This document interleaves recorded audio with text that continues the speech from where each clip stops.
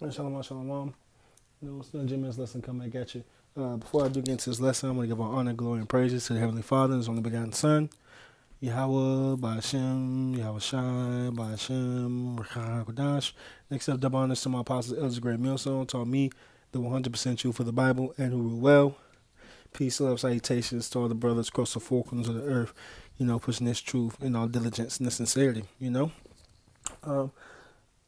Um, as you can see on the screen, I got a little video. It's about a minute and a half, ain't too long.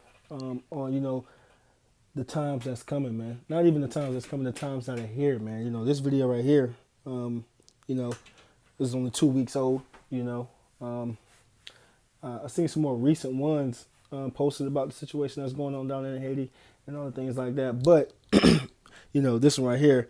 Short and sweet, and it covered all points of some of the things that's going on. So I'm gonna just watch it and then grab some precepts, to kind of go into these perilous times that are coming, man. And that's the name of the lesson: perilous times, right? Not only coming, but the days that we are actually in, and they're only gonna get worse. So let's just jump right in it.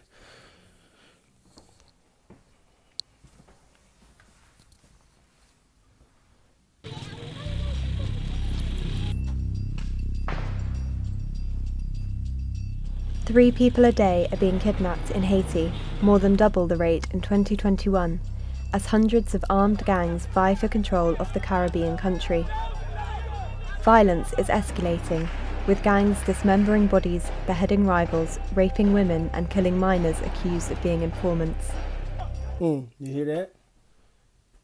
You hear that? See, it says more than 3 people are getting kidnapped a day, right? Which is over 3 times the amount that was getting kidnapped in 2021. So in a year's time, right?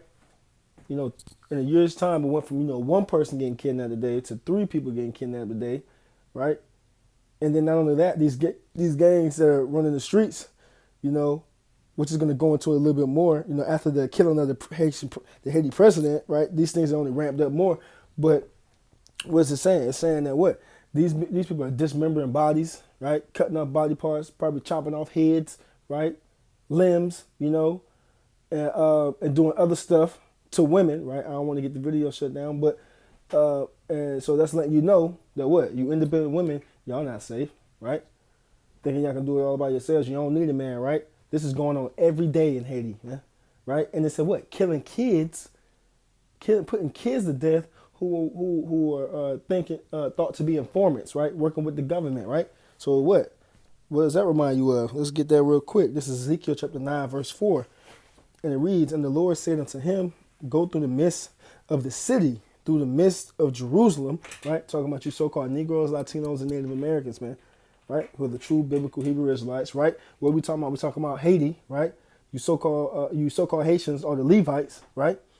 It reads, "In the midst of Jerusalem," right? Jerusalem's a people before it's a place. It reads, "And set a mark upon the foreheads of the men that sigh and that cry," right? "For all the abominations done in the midst of her," right? That mark of exemption, right? For those who are crying out, right? Who are, starting off with the men, 144,000 men who go out there and give up their bodies as a living sacrifice, right?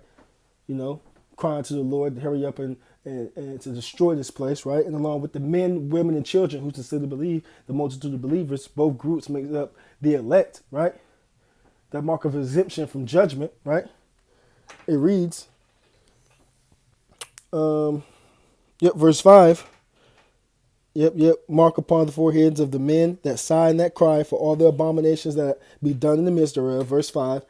"And to the others he said in my hearing, go ye after him through the city and smite," right? Meaning to kill. "Let not your eye spare, neither have ye pity." So if you ain't got that mark of exemption, these are the things that are going to be happening to you. The things that we just heard in the beginning of that video, these are the type of things that are about to come upon you, man. Right? It reads, verse 6, "Slay utterly old and young." Right? You think those members, those gang members that are down in Haiti give a damn if you're an old lady or old man? No. If you ain't with them, you getting put to flight. It reads, "Slay utterly old and young, both maids," right? and little children, right? And women, right? So it said women twice in this thing. So you women really got something coming, man, right? It reads on, but come not near any man upon whom is the mark, right? The mark of exemption, right? And begin at my sanctuary. Then they begin at the ancient men which were before the house, right? So the point being that what these spirits that the Lord has, these death angels that the Lord has, on the job, they're not gonna spare anybody, man, right? And that's what's going on down there in Haiti right now. And it's not just gonna be in Haiti. This ain't just no isolated incident. These things are already going on in other places, right? And it's going to continue to ramp up until it comes to an America near you, man. Because America is going to get hit worse, man. So let's just jump back into it. The president's assassination 1 year ago, with gangs dismembering bodies, beheading rivals, raping women and killing minors accused of being informants. The president's assassination 1 year ago ushered in a new wave of terror, and the country remains in a political gridlock with elections delayed indefinitely. Homes have been burnt to the ground with the residents still inside. Hospitals have been forced to close as doctors are bundled into vans during their commute, and parents have stopped sending their children to school. Over the past year, armed gangs have enforced major roadblocks, cutting off access to food and isolating 3.8 million people living in the south. Haiti. Right? So the gangs are in control down there. The people are in control on there. That goes into, again, that second address, that time, right? Where you're not going, they got roadblocks where you can't go from any other city, cutting off food, right? So now you got people starving, now you got famine, right? Let me get something on that real quick. Well, I can start from anywhere, but I want to get straight to the point. Second Ezra 15 and 15. For the sword and their destruction draweth nigh, and one people shall stand up and fight against another, and swords in their hands. What you think is going on down there? These are gangs. These are people, right? These are people fighting up against each other. Why? Because they want control of that city. They want control of this area, right? With swords in their hands, any killing instrument, right? That they can get their hands on, right? And it reads, verse 16, for there shall be sedition among men, and invading one another. They shall not regard their kings nor princes. Right? So what? They can't even hold more elections to get another president in there because of all the chaos that's going on. But them people on the ground don't give a damn. They're not about to stop doing what they're doing. They're not about to stop doing what they're doing so they can listen to any government officials, their kings and princes, right? Governors, mayors, presidents. They don't care. They're doing whatever they have to do to the regular people doing what they got to do to get ahead. And then the gangs, they've been not caring. They've been unruly, man. Right, it reads on, and the course of their actions shall stand in their power. Right, so the gangs they got the power, right? Because they got the weapons, they got the guns. If you just a regular old person in the city, then you have to get it how you live. People are starving out there because they can't get food. They can't get past the roadblocks, right, to go and get food, right? A man shall desire to go into a city and shall not be able to, that's that. So we know that the bigger part is when it comes to America and that martial law comes down and this devil comes down with great wrath and exercises military might, right? With the martial law and all this, you're going to have to have clearance to be able to get into certain places. But what? This on a smaller scale is happening right now in Haiti. People can't even leave their city or leave their area. Why? Because these gangs have control of the territory, right? And that's going to happen.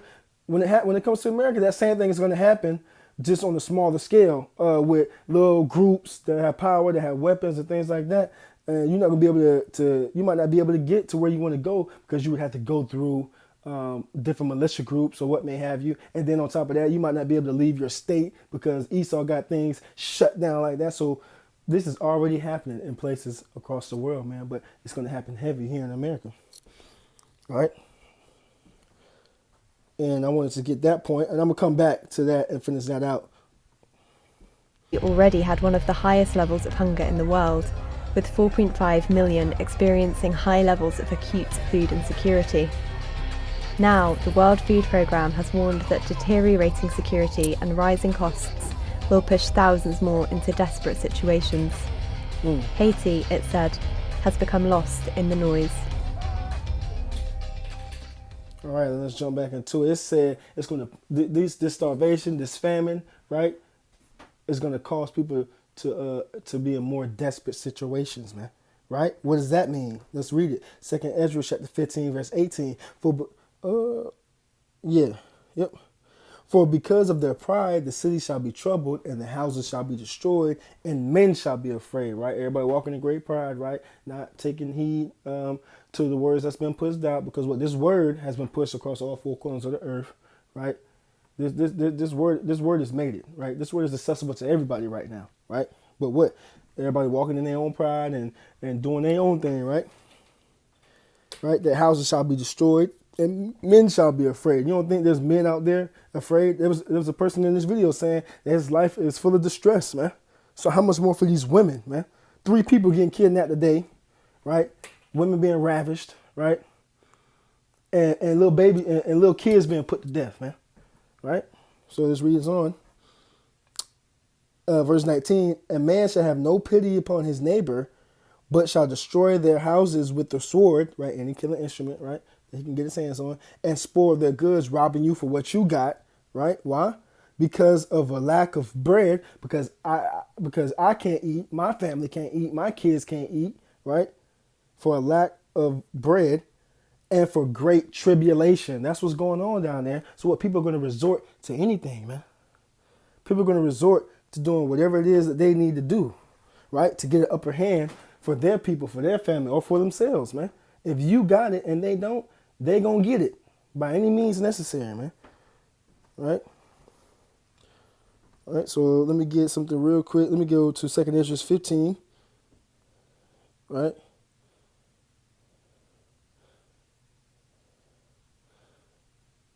And verse 49, right?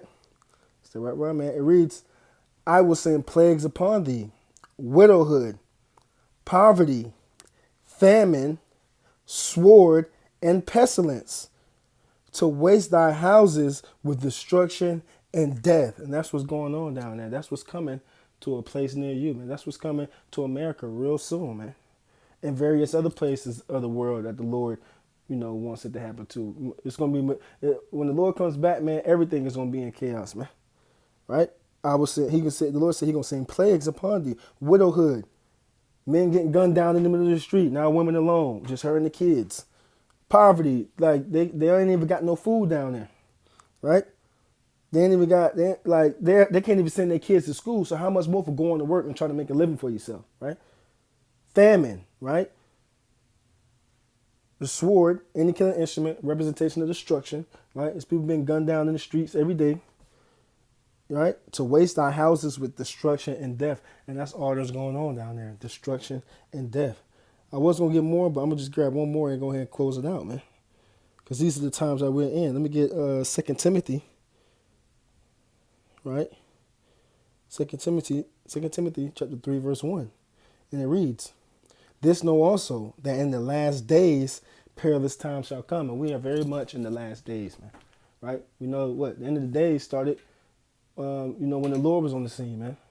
So how much more over 2,000 years later, man? We're in the last hours, minutes, seconds of the last days. I say that all the time, man, because it is very true, man. We're at the end, right? Perilous times shall come. That word perilous goes into risk, full of danger, right? I'm pretty sure down there in Haiti, it's a risk to go outside. It's a risk to walk down the street, right? It's a risk to put food on fire, right? Because what, that creates smells and everything like that. Other people smell you got food in your house. Well, dang, you ain't saying I can get none. Dang, I got kids too. I got family too. Like, what's up? Like, you already know how Jakes get when it gets to a dire and desperate situation, right? So, it's going to be perilous times, full of danger, full of risk, right? More pestilence is coming because once those bodies start piling up in the streets, pestilence comes from, the hospital. That last video said the hospitals was getting shut down. So now people with diseases and pestilences, now things are going to start spreading even faster. People not leaving their houses. People being more crowded in together. So all these things are going to start happening. And best believe that this is coming to an American youth. That's the biggest point, that this is not an isolated situation. These situations are going to be happening everywhere, man. Right? So with that, I'm going to go ahead and close it out. Peace and love to the elect. Shalom.